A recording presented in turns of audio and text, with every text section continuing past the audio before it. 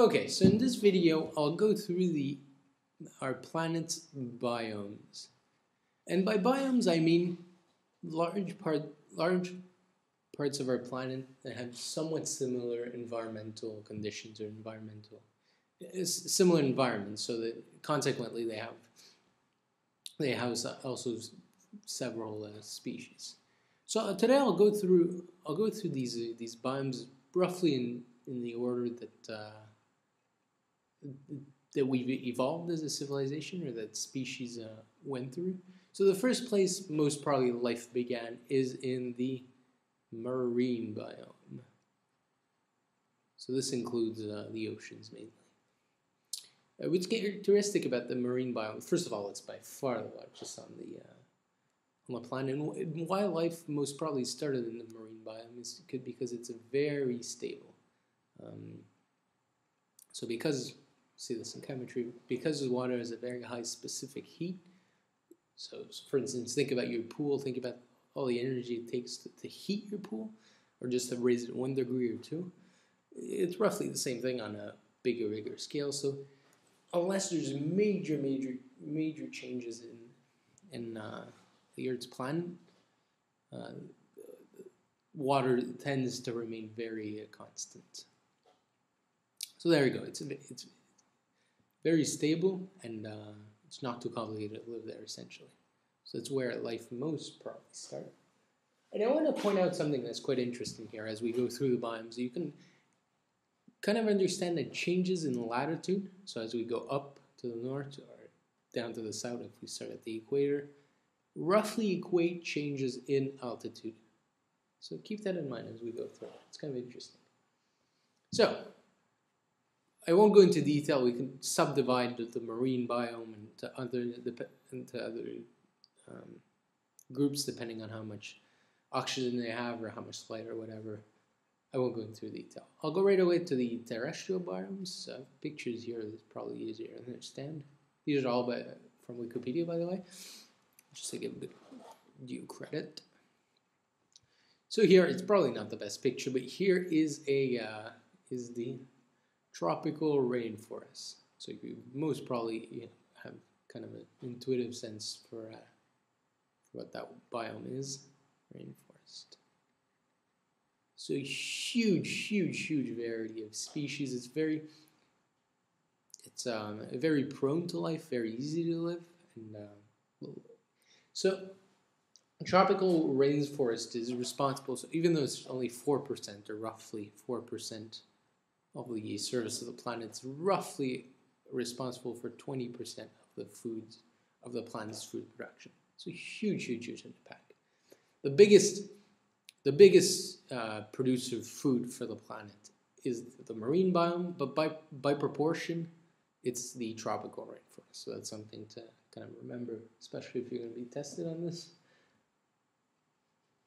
So big plant diversity and species diversity in general. Okay, wait, let me go to grasslands. So grasslands as well is something you most probably are familiar with. So these are grasslands. The reason why there's no tall trees there's only grass is mostly because water precipitation or rainfall is very uneven during the season. So you'd mostly find these at the interior of a continent. So you have this is horrible. On the sides here, the areas that are close to the coast get a lot of rainfall and quite stable as well. And the grasslands would be more at the middle of this of some landmass.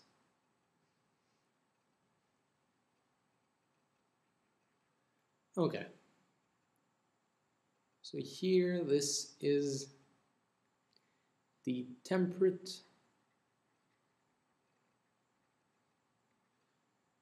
deciduous forest, or some people might call it the boreal forest. Deciduous forest. So this happens if you go more north than the rainforest. So there too, there's a big variety of species nonetheless, like a lot of stuff going on.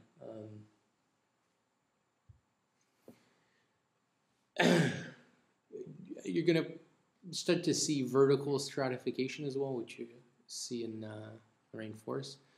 So, so the idea being that you can kind of, if you look at it, you'll kind of see layers or strata in the forest, and you'll find consistently the same, if we look at this tree here, consistently the same kind of animals or species at the bottom, and then as you go up, you'll fall in other layers and things like that. So it's something you can find in the boreal forest.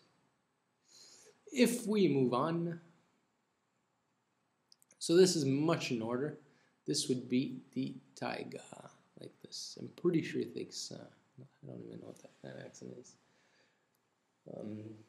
So these are small. I mean, they could go larger than this. It's very cold here, so this is even more north or more south, depending on what hemisphere you are. So closer to the poles would be the right way to say it. This is colder. All these are colder than the previous one. And it's mainly conifers, mainly. So, I mean, you get a sense of what that might look like. So you'll have lakes and ponds and just kind of small trees going a bit everywhere. The taiga is also the largest terrestrial.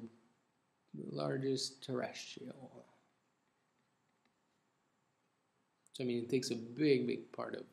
It's not all like this, clearly. If you go more south, it's still considered the taiga and you have bigger conifers. But nonetheless, this is what you'll see. It's the largest. So the marine, the way we define it is the only one. But so the taiga is the largest terrestrial biome. If we can go even more north, you'll face the tundra. So I always get mixed up between the taiga and the tundra. Like I have a hard time knowing which one is more north or more closer to the pole than the other.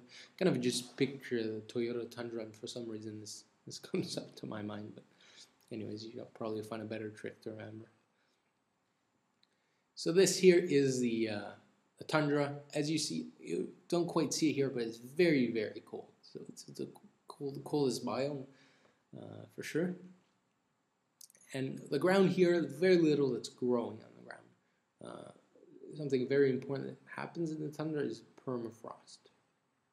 So the ground is permanently frozen, and it's very hard for things to grow because of this permafrost.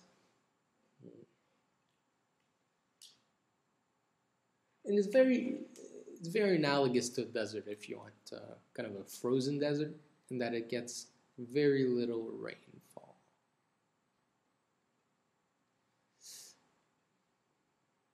Okay. Since we're talking about a desert, let me go back to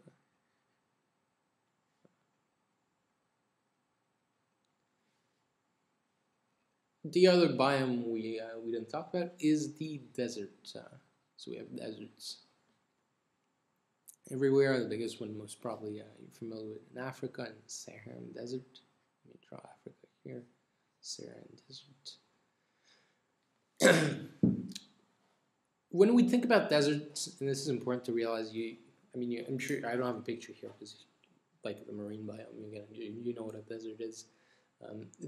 We tend to think of deserts as extremely hot. They're also extremely cold at night because there's very little precipitation, and when there is, it's a big one-time thing, so it might rain. It rains very few times during the year, but a lot when it does rain.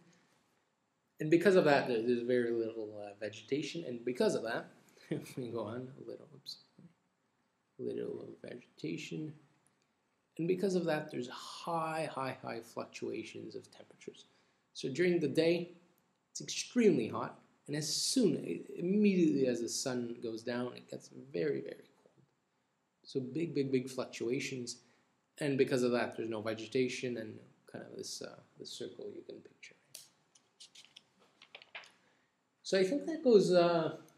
Yeah, that describes them all. It's not that complicated, but it's sort of important to picture these things and understand